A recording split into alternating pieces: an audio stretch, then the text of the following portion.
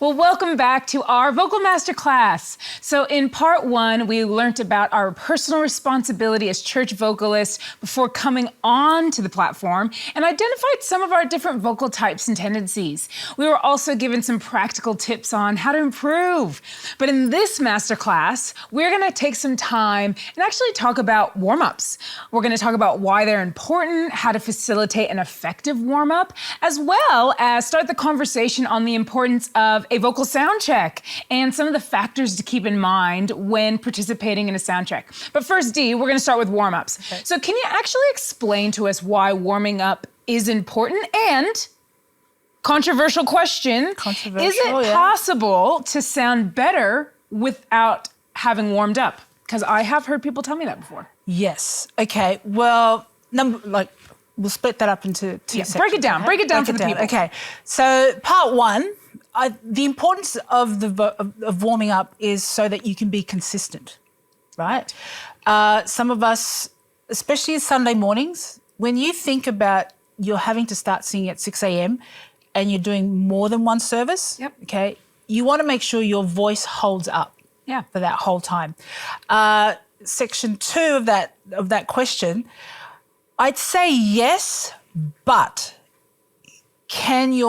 are you able to sustain, the vocal quality over 2 or 3 services in the morning? We can just leave it there, guys. I hope you enjoyed this vocal masterclass. Because there's a message in that. Actually, you know what? A big telltale sign is when your voice starts to crack. It shows that you're pushing too much air. Yep.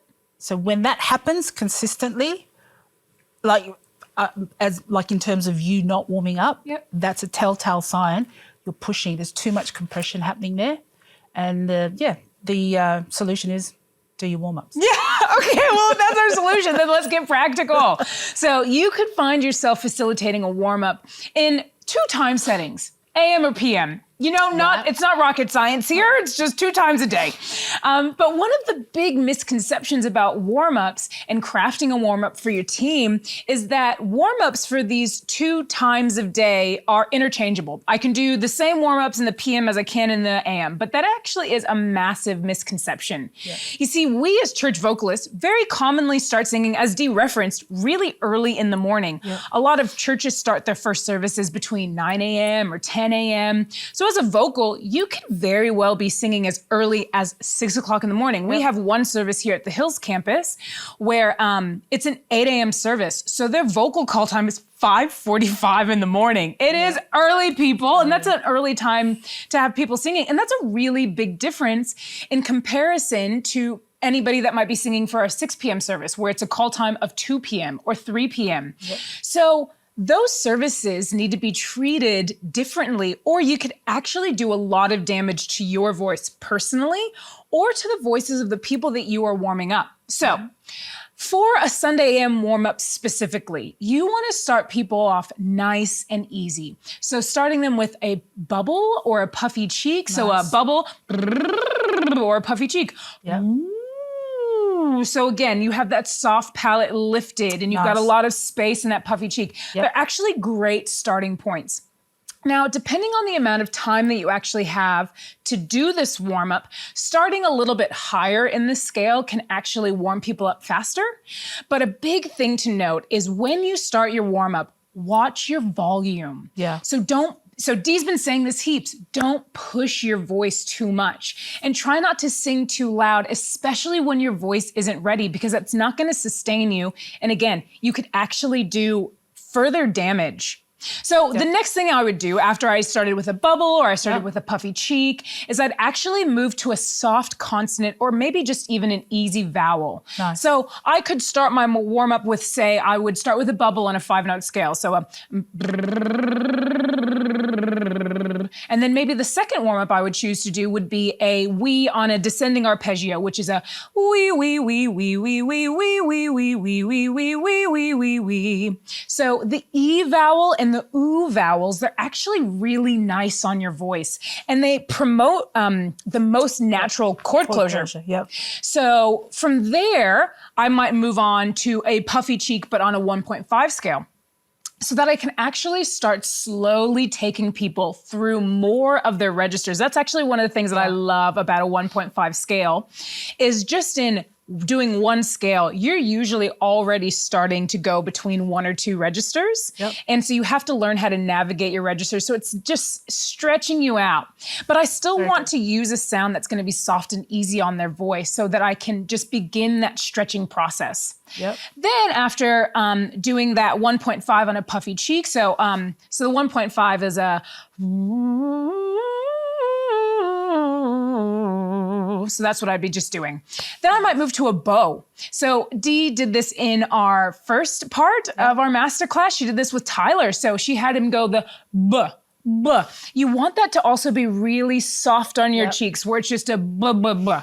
A little bit like that. You can do that at home. You're probably going to feel like an idiot like I just did, but don't worry, it's fine. So But I might have him do a bow. And on that, you could do it on, sometimes I like to do a bow on a 1.5 and just kind of take it up and just continue. I'm slowly stretching my voice. But the thing that you want, as you slowly move, you then will be able to move on to more harsh consonants like a G sound, like a G or a G or a nasally nay, nay, nay, nay, which is also really good because here's the thing. We need to give people a variety as certain warm-ups actually help different vocalists with their different types and tendencies. You saw that what Dee did with Tyler was actually completely different from what Dee did with Michelle. And that's because they had two different types and tendencies that they had to work through. But the thing is, we can't rush people. And we really need to be mindful of the process that we're taking them on because a quality warm-up will not just set up your vocalist for a win, but it'll also impact your production engineers as well as the rest of the team on platform as well. So a quality warm-up is actually the best foundation for the rest of your service. But Dee, what are some of your go-to warm-ups that you do? The bows. Yep. Okay. We do love the bow. Yeah, we do love the bow. The bubbles, the cheek one, puffy cheeks. I do a nay, but just on a semitone, like semitone scale, about 4 or 5 notes coming back, just so it can help with pitch. Yep. Yeah. The thing is with the warm-ups, I find that as once you're comfortable with these warm-ups, speed up the time. Yeah. The tempo of the warm-ups, so that your chord, the agility of your chords, it gets used to that, those ones, and I think on the 1.5, I usually do a gi on that, Yep. But what I like, as you said, you got to gradually warm your voice up. Yeah. So for me, each scale, if one scale I'll end on an E, the next scale end on an F or a G, keep working my way up. Yep. And I think that like you're working your way up from a scale perspective, but then you're also working your way up from yes, I'm starting on these soft consonants, but I'm usually in my whole warm up, I'm hitting a nasally nay. Yeah. I'm hitting a G sound because that's the thing. Everybody still needs, you actually need to see that progression. Yeah. So I think that's awesome. Yeah. Another thing to keep in mind in regards to warm-ups is this actually is the time to set the atmosphere for the service and actually build some team morale. So good. This is where you can take the time to thank people for serving. Yeah. Because we should always thank our teams. Let's Yes. put it as a lower third. I'm on. putting it there. We need to thank our teams. So good. Because here's the thing, they don't actually need to be there. And we should never take that for granted. This is also a really great time before you step on platform to celebrate the wins that people had in a week, remind people that it's going to be a really great service, and to tell them any important information that they need to know. But just really quickly, Dee, why is it actually so important to thank the vocals that are serving for that particular day? And what impact can it actually have? I strongly believe that we always place more value on the person than their gift. Yeah, love that. Some people, they value the mantle more than the man. So I think we've got to switch that around. Yeah. Be grateful for each and every person that we have on our team. Like what you said, they don't have to be there.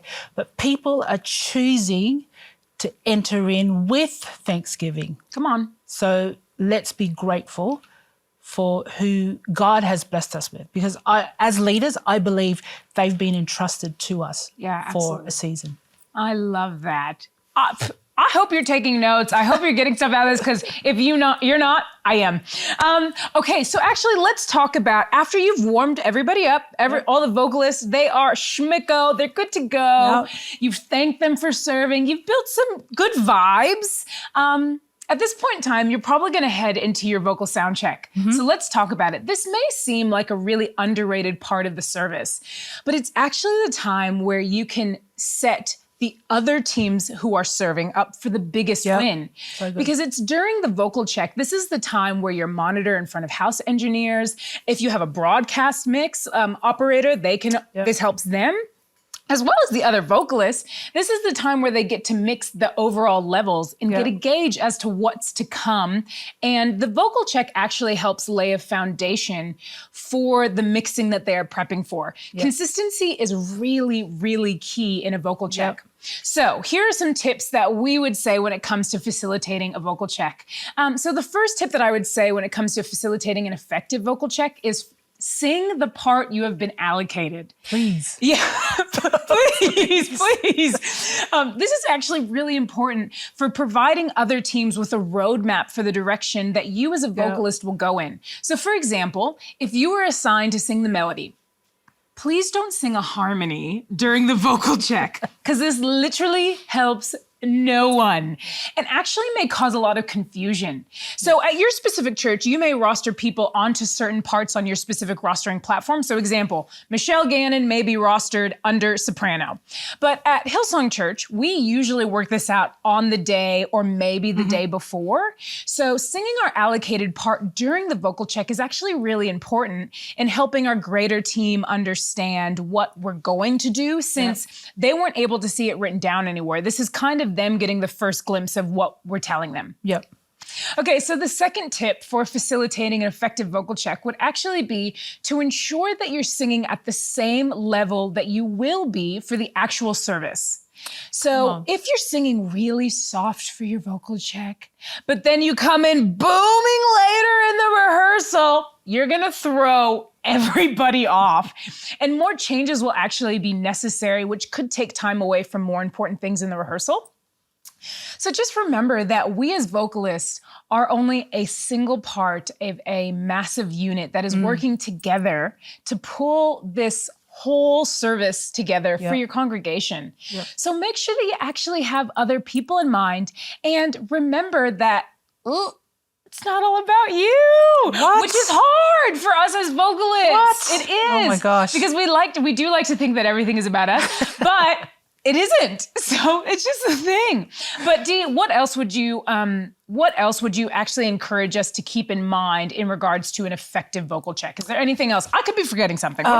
You know what? I think you've explained it all, but for me, listening is key. Yeah. Okay. Listen. Why? What are they listening? Why? Okay. Because first of all, it's not about you.